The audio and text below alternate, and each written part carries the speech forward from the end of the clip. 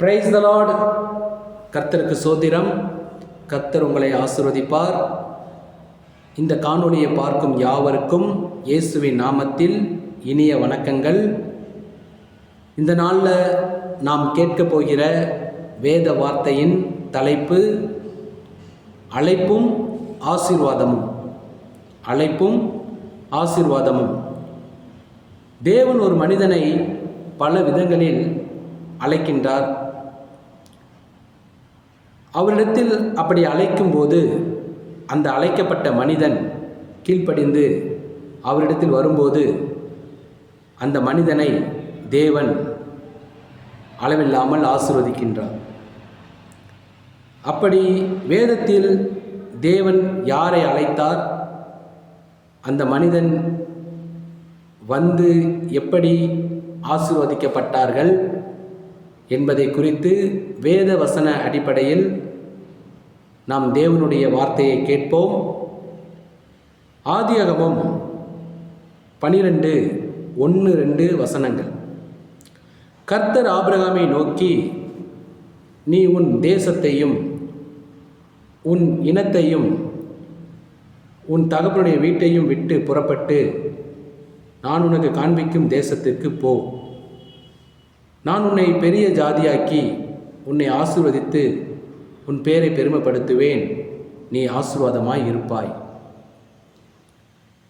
தேவன் ஆபிரகாமுக்கு ஒரு அழைப்பை கொடுக்கின்றார். என்ன அழைப்பு என்றால், ஆபிரகாம் இருக்கின்ற அந்த இடத்தை விட வேண்டும், தன்னுடைய சொந்த பந்த ஜனங்களை விட வேண்டும், ஆபிரகாமுடைய சொந்த தகப்பனுடைய அந்த வீட்டை விட வேண்டும். இதை விட்டு தேவன் ஆபிரகாமுக்கு காண்பிக்கிற ஒரு இடத்துக்கு போகணும். இதுதான் அழைப்பு. இந்த அழைப்பு சாதாரண ஒரு விஷயம் அல்ல. இது ஈஸியான ஒன்றும் அல்ல. ஏனென்றால் ஆபிரகாம் இப்போது இருக்கிற இடத்தில் எல்லாவித ஆசீர்வாதங்களும், பாதுகாப்பு, தேவைகள், சந்தோஷம் எல்லாமே இந்த இடத்துல கிடைத்து கொண்டு இருக்கிறது. இப்போ தேவனுடைய அழைப்பு எப்படி இருக்குது என்றால், அவர் காண்பிக்கிற ஒரு இடத்துக்கு போகணும். என்ன இடம்னு தெரியல, அங்கே உள்ள சூழ்நிலைகள் தெரியல, அங்கே எந்த மாதிரி வாழ போகிறோம், எந்த மாதிரி சாப்பிட போகிறோம், எந்த மாதிரி சூழ்நிலைகள் இருக்கும், எதுவுமே ஆபிரகாமுக்கு தெரியல. இப்படியாப்பட்ட ஒரு அழைப்பை தான் தேவன் ஆபிரகாமுக்கு கொடுத்திருந்தார். அந்த அழைப்பிற்கு ஆபிரகாம் என்ன செய்தார்? ஆதியாகமம் 12:4 வசனம். கர்த்தர் ஆபிரகாமுக்கு சொன்னபடியே அவன் புறப்பட்டு போனான். தேவன் கொடுத்த அழைப்பிற்கு ஆபிரகாம் அப்படியே கீழ்ப்படிந்து அந்த காரியத்தை செய்தார் என்று வேத வசனத்தில் வாசிக்கிறோம். அப்போ தேவன் ஆபிரகாமுக்கு கொடுத்த அழைப்பின்படி ஆபிரகாம் அப்படியே புறப்பட்டு சென்றிருக்கிறார். இது சாதாரண ஈஸியான ஒரு விஷயம் அல்ல. சொந்த இடத்தையும் சொந்த ஜனங்களையும் தகப்பனுடைய சொந்த வீட்டையும் அங்குள்ள ஆசீர்வாதங்களையும் விட்டுட்டு தேவன் காண்பிக்க போகிற ஒரு இடத்துக்கு போகிறது ஒரு சவாலான காரியம். ஆனால் ஆபிரகாம் அதை செய்தார். காரணம், அழைத்தது இயேசு, அழைத்தது தேவன். அழைத்த தேவன் மெய்யான தேவன் என்று விசுவாசிக்கின்றான். அழைத்த தேவன் கைவிட மாட்டார் என்று விசுவாசிக்கிறான். அழைத்த தேவன் நிச்சயம் ஆசீர்வதிப்பார் என்று ஆபிரகாம் விசுவாசிக்கின்றார். இதற்கு மேலாக தேவன் அழைத்த அந்த அழைப்பை ஆபிரகாம் முக்கியத்துவப்படுத்துகிறார். இப்படி இந்த அழைப்பிற்கான முக்கியத்துவப்படுத்தி ஆபிரகாம்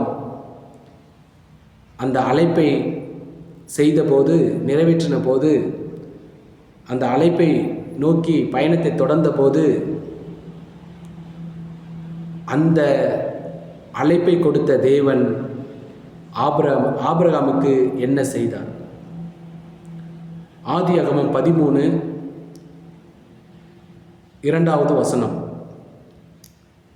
ஆபிரகாம் மிருக ஜீவன்களும் வெள்ளியும் பொன்னுமான ஆஸ்திகளை உடைய சீமானாயிருந்தான். தேவன் கொடுத்த அழைப்பை ஏற்று சென்ற ஆபிரகாமுக்கு தேவன் ஆசீர்வாதத்தை அளவில்லாமல் கொடுத்தார். அந்த ஆசீர்வாதத்தினால் ஆபிரகாம் சீமானாய் இருந்தார் என்பதான வசனத்தை நாம் வாசிக்கின்றோம்.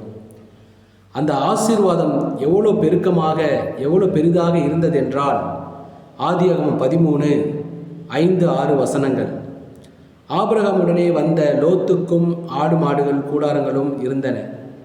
அவர்கள் ஒருமித்து குடியிருக்க அந்த பூமி அவர்களை தாங்கக்கூடாது இருந்தது. ஆபிரகாமுக்கு கொடுக்கப்பட்ட அந்த ஆஸ்தியின் அந்த செல்வாக்கின் ஆசீர்வாதங்கள் பூமியால் தாங்க முடியல அப்படி என்பதான வேத வசனத்தை வாசிக்கிறோம். அப்படியாப்பட்ட ஒரு செல்வாக்கான ஒரு ஆசீர்வாதத்தை, அளவில்லாத ஒரு ஆசீர்வாதத்தை தேவன் ஆபிரகாமுக்கு கொடுத்தார்.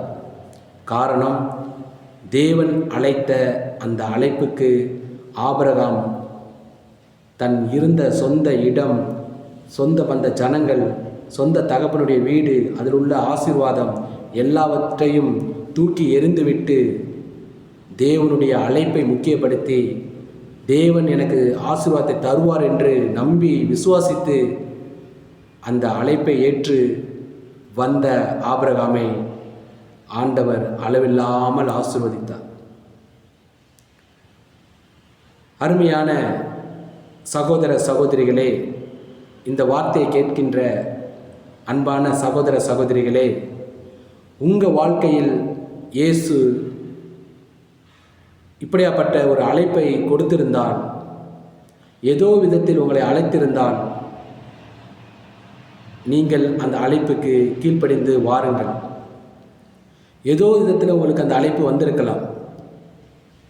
உங்களுடைய பிரச்சனைகளில் வாழ்ந்து கொண்டிருக்கும் போது, வியாதிகள், கண்ணீர், கடன் பிரச்சனை, இப்படி பலவித பிரச்சனைகளில் வாழ்ந்து கொண்டிருக்கும் போது, ஏதோ ஒரு விதத்தில் ஏதோ ஒரு நபர் மூலியமாக, உங்களுக்கு தெரிந்தவர்கள் மூலியமாக, இல்லை இயேசுடைய ஊழியத்தை செய்கிற ஊழியக்காரர்கள் மூலியமாக, ஏதோ ஒரு மூலியமாக உங்களுக்கு இயேசுவினிடத்தில் வரக்கூடிய, உங்கள் வாழ்க்கையில் இருக்க பிரச்சனையை மாற்றக்கூடிய ஒரு அழைப்பு வந்திருக்கலாம், அல்லது இனி வரலாம். அப்படி வரும்போது அந்த வாய்ப்பை, அந்த அழைப்பை நீங்கள் தவற விட்டுறாதீர்கள். ஆபிரகாமை அழைத்து அளவில்லாமல் ஆசீர்வதித்த இயேசு உங்களை அழைக்கும்போது, ஒருவேளை உங்களை அழைத்திருந்தால் நீங்கள் அவரிடத்தில் வாருங்கள். அவர் உங்களை நிச்சயம் ஆசீர்வதிப்பார். அது மாத்திரமல்ல, உங்கள் வாழ்க்கையில் உள்ள பிரச்சனைகளையும் அவர் நீக்க, தீர்க்க, விடுதலை கொடுக்க வல்லவராக இருக்கிறார். அவர் அழைக்கும் அந்த அழைப்பை ஏற்று அவரிடத்தில் வரும்போது நிச்சயம் ஒரு பெரிய மாற்றத்தை பார்க்க முடியும். ஆபிரகாம் எப்படி அழைத்த போது வந்து பெரிய ஒரு அளவில்லாத ஆசீர்வாதத்தை பெற்றுக்கொண்டாரோ, அதே போல இயேசு ஏதோ ஒரு விதத்தில் உங்களை அழைக்கும் போது, இந்த வார்த்தையை கேட்கிற அருமையான சகோதர சகோதரிகளே, உங்களை இயேசு அழைக்கும்போது, ஏதோ ஒரு விதத்தில் ஏதோ ஒரு நபர் மூலியமாக அவர் அழைக்கும்போது நீங்கள் அவரிடத்தில் வாருங்கள். அப்படி வரும்போது இயேசு ஆபிரகாமை அழைத்து எப்படி அளவில்லாமல் ஆசீர்வதித்தாரோ, அதே போல உங்களையும் அழைக்கிறவர் நிச்சயம் ஆசீர்வதிப்பார். உங்கள் வாழ்க்கையில் இருக்கிற வறுமைகள் மாறும், தரித்திரங்கள் மாறும். உங்களையும் அவர் அளவில்லாமல் ஆசீர்வதிப்பார். அதற்கு நீங்கள் அவர் அழைக்கும்போது, ஒருவேளை அழைத்திருந்தால் இந்த வார்த்தையின் மூலம் இப்போது அவரை தேடி வாருங்கள். நிச்சயமாக அவர் உங்களை அளவில்லாமல் ஆசீர்வதிப்பார். அது மாத்திரமல்ல, நீங்கள் அந்த அழைப்பை ஏற்று வரும்போது உங்கள் வாழ்க்கையில் இருக்க எல்லா பிரச்சனைகளையும் அவர் நீக்கவும் அவர் வல்லவராக இருக்கிறார். ஆனபடினாலே ஏற்கனவே உங்களை ஒருவேளை ஏதோ ஒரு விதத்தில் ஏதோ ஒரு நபர் மூலியமாக இயேசு உங்களை அழைத்திருந்தால் நீங்கள் அவரிடத்தில் இந்த வார்த்தையை கேட்டதன் மித்தம் வாருங்கள். இல்லை இப்போது கேட்குற இந்த வார்த்தையின் மித்தம் நீங்கள் அவரிடத்தில் வாருங்கள். அப்படி வருவதன் மூலம் உங்கள் வாழ்க்கை ஆசீர்வாதமாக மாறும். உங்கள் வாழ்க்கையில் இருக்க பிரச்சனைகள் நீங்கும். ஏனென்றால் ஆபிரகாமை அழைத்து அளவில்லாமல் ஆசீர்வதித்த தேவன் அதை உங்களுக்கும் செய்ய வல்லவராக இருக்கிறார். அழைப்பும் ஆசீர்வாதமும் என்ற தலைப்பில் தேவன் பேசின வார்த்தைகளுக்காக தேவனுக்கு நன்றி. கர்த்தர் உங்களை ஆசீர்வதிப்பார். ஆமேன். Praise the Lord.